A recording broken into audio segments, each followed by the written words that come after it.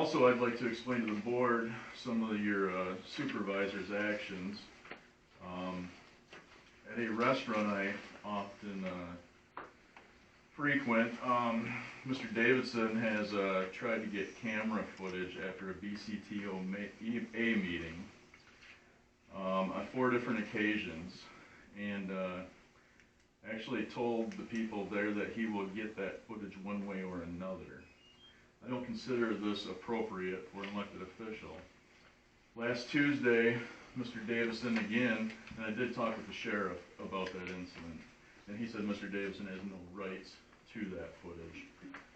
So last Tuesday, Mr. Davison was in my parking lot taking photos of me or looking at me planting trees.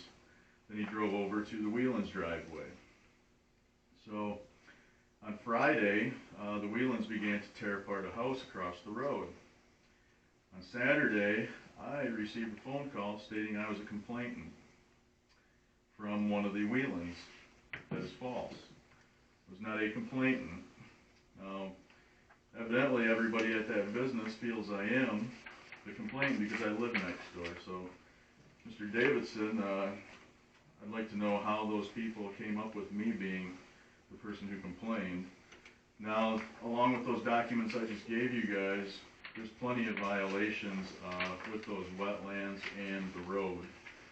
That's been put in. The power poles stated in those documents by federal and state officials show they violate state and federal law. The road violates your ordinance, Calhoun Townships. It requires a special use permit. And I mean, what I find concerning here is the keeper of the records seems to not have multiple records that multiple citizens have asked for. And if you FOIA Eagle or the DEQ, you get documents dating back to, you can date back all the way to 2002 for emails. And they still have them. They don't get rid of them like Calhoun Township does. The destruction of communications needs to end in this township. And I think it begins with you, Sam.